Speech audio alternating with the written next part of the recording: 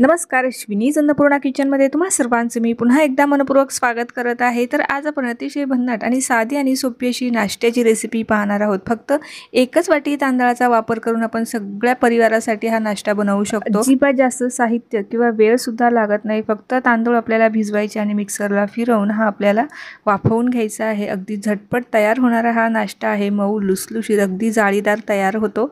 चला तर मग कसा बनवायचा ते पाहूया। वेळ न घालवता रेसिपीला आपल्या सुरुवात करूया। नेहमीप्रमाणे रेसिपी अगदी साधी आणि सोपी आहे, त्यामुळे तुम्हाला नक्कीच आवडणार आहे। त्यासाठी रेसिपीला एक लाईक अगोदरच करून द्या। रेसिपीला सुरुवात करण्यापूर्वी तुम्हा सर्वांना माझे एक निवेदन आहे, तुम्ही जर माझ्या चॅनलवरती नवीन असाल आणि चॅनलला अजून सबस्क्राइब केले नसेल तर सबस्क्राइब करा।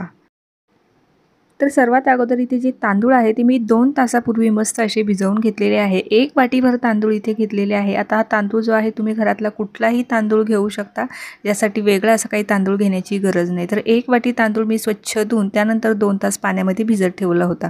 त्यानंतर एक मोठं मिक्सरचं भांडं घ्यायचं आहे। त्यामध्ये आपल्याला मोजून बरोबर 4 चमचे रवा घ्यायचा आहे। रवा सुद्धा जाड बारीक कुठलाही चालेल।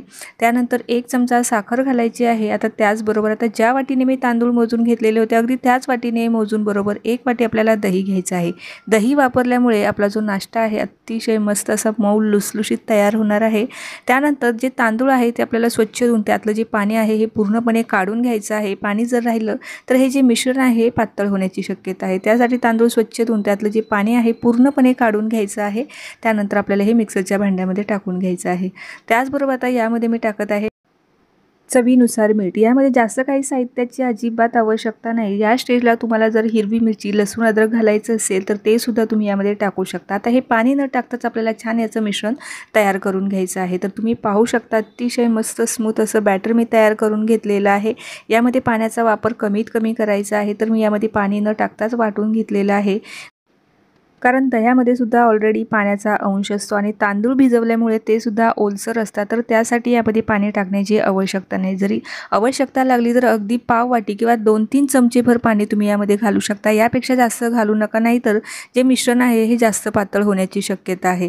तर याची कन्सिस्टन्सी काहीशी अशा पद्धतीची आहे, तुम्ही पाहू शकता। अगदी जास्त घट्टही नाही आहे आणि पातळही नाही, मध्यम असं आपल्याला हे मिश्रण तयार करून घ्यायचं आहे। आता हे 5 मिनिटासाठी आपण झाकण ठेवून देऊया, कारण यामध्ये रवा घातलेला आहे। 5 मिनिटं झाकून ठेवल्यामुळे रवा छान फुलतो।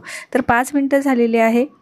आता या मिश्रणामध्ये मी बारीक हिरवी मिरची टाकत आहे। तुम्हाला अशी कट करून घालायची नसेल तर तुम्ही मिश्रण जेव्हा आपण मिक्सरला फिरवतो त्यावेळेला सुद्धा घालू शकता। काही कोथिंबीर घालून घेतलेली आहे। त्यानंतर यावरतून आपल्याला कडकडीत तेलाची फोडणी घालायची आहे। जिरं मोहरी आणि बारीक आपल्याला कढीपत्ता आणि हिंग टाकून ही फोडणी आपल्याला या मिश्रणामध्ये घालायची आहे। या मिश्रणामध्ये अशा पद्धतीने फोडणी घातल्यामुळे वरतून आपल्याला फोडणी घालण्याची अजिबात गरज लागणार नाही। आता ही जी फोडणी आहे या मिश्रणामध्ये छान व्यवस्थित एकजीव करून घेऊया। आता या स्टेजला तुम्हाला कुठल्या भाज्या यामध्ये मिक्स करायच्या असेल तर तुम्ही त्यासुद्धा यामध्ये टाकू शकता। थोडक्यात म्हटलं तर हा एक ढोकळ्याचाच प्रकार आहे। तुम्ही याच्या इडल्याही बनवू शकता किंवा याचे डोसे बनवायचे असेल तर तुम्ही याचे डोसेसुद्धा बनवू शकता। तर सर्व जे मिश्रण आहे माझं व्यवस्थित मिक्स करून झालेलं आहे। आता ज्या भांड्यामध्ये वाफवणार असू त्या भांड्याला थोडंसं तेल लावून घ्यायचं आहे, जेणेकरून चिकटणार नाही। ही आपल्याला तयारी जी आहे हे इनो किंवा सोडा टाकण्यापूर्वीच करायची आहे। आता त्यानंतर ह्या मिश्रणामध्ये मी 1 पॅकेट इनो टाकत आहे। तर या इनोऐवजी तुम्ही खाण्याचा सोडा वापरला तरी चालेल।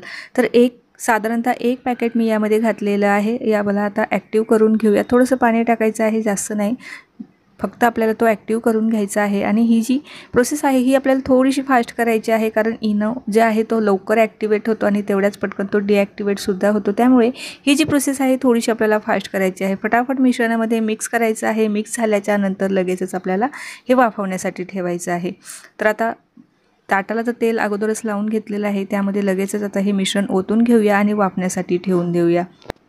मिश्रणामध्ये इनो किंवा सोडा टाकण्यापूर्वी अजून एक तयारी आपल्याला अगोदरच करून ठेवायची आहे, ती म्हणजे गॅसवरती पाणी आपल्याला अगोदरच उकळवून ठेवायचं आहे। कारण यामध्ये इनो घातल्या आपल्याला हे मिश्रण अजिबात जास्त वेळ बाहेर न ठेवता लगेचच गरम पाण्यामध्ये हे आपल्याला ठेवायचं आहे, जेणेकरून गरम पाण्याची वाफ लागल्यामुळे आपलं जे मिश्रण आहे हे छान असं फुलतं। यासाठी पाणी आपल्याला अगोदरच उकळवून ठेवायचं आहे।